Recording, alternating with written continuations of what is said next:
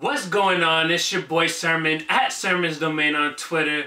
With Eminem's album less than 2 weeks away, he turned to Twitter to unveil the official track listing for Revival. So this video we're going to talk about it. Before I talk about it though, the one thing that I'm seeing online is a lot of disappointment. And for me, I always feel like a track listing is either going to get me real excited or pretty much stay the same.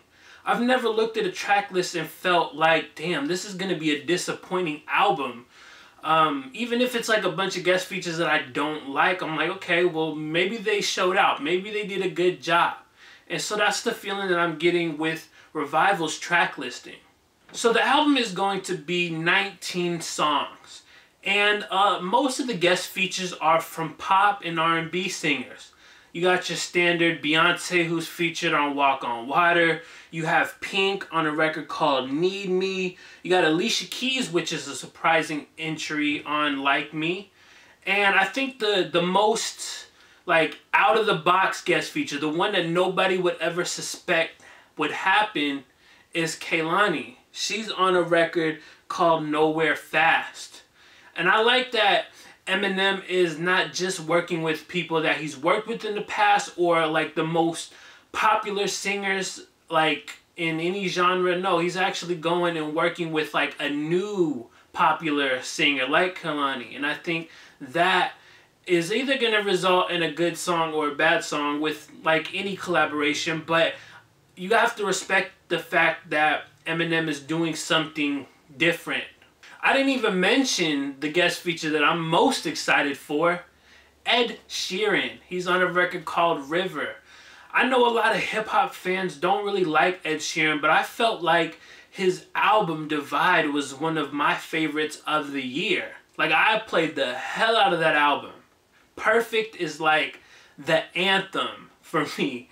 And so I like Ed Sheeran. I don't know what Ed and Eminem is going to sound like, but I do have like hope that if nothing else, we're gonna get a good Ed Sheeran hook out of it. There's two other guest features, and I think these ones are intriguing. The ex-ambassadors are on a record called Bad Husband, and while I'm not really like a big fan of them, I am interested in hearing the subject matter because this is like one of the songs that kind of stands out song title wise. Bad Husband, like that makes you feel like M's gonna, you know, really reflect on like his marriage with like Kim in the past, and you know, kind of do that because I think he's kind of hinted at this album being a little more personal with Walk on Water. Like when you look at the track listing, it looks like, okay, this might be your typical Eminem album, but maybe it's just the guest features he's working with are going to be the people that he believes are going to help him achieve his vision, whereas the subject matter is going to be different. It's going to be more personal, hopefully. And the last guest feature, and the most surprising out of everybody on here, more surprising than Kehlani, is Phresher. He's on a record called Chloraseptic.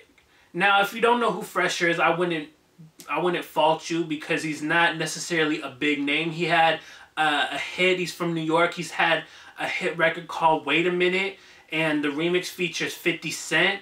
But aside from that, it's like, I'm wondering how these two got together. I'm wondering, like, there's got to be something that we're not seeing in the public eye. Like, is this guy secretly signed to Shady or Def Jam? Is he close with Paul Rosenberg? Like, how does Eminem know about Phresher out of every, like, I would say at this point, one-hit wonder? And that's not a disrespect. He just hasn't done anything outside of Wait a Minute. But out of like all the one-hit wonders in hip-hop, how does Phresher get on Revival? That is like the one question that I want answered the most. I will say that there was one aspect that was very disappointing. There's no 2 Chainz collaboration. I don't know if that was an issue that he spoke out about it early on and that made Eminem want to like scrape the record. I hope that's not the case. I'm hoping that there's like a secret deluxe album that's coming. Obviously with 19 songs, it's kind of hard to do another like 2 or 3 songs, because I'm sure this album is touching almost an hour and 20 minutes. But in the back of my mind, I'm like, damn, is there gonna, like, can there be just like a digital only deluxe or a Japan deluxe or something where 2 Chainz is featured? If not on this album, I hope 2 Chainz was able to get the song for his next album. That would be a really good look for him. All in all, this track listing doesn't make me more excited for Revival, nor does it make me more skeptical that Revival will be a good album. I'm still in the middle. I'm still hopeful that Revival will be what I hope it to be, and we'll find out on December 15th. I will include the track listing in the description section so you can check that out. What songs are you looking forward to? What songs are you not looking forward to? Do you feel like this is going to be a good Eminem album, or is it disappointing? Like, talk to me. I want to hear your thoughts on this track listing. And then like the video, subscribe to the channel if you're not already, share the video. Follow me on Twitter @SermonsDomain, and as always, thank you for your time. I appreciate you for watching, and until next time, peace.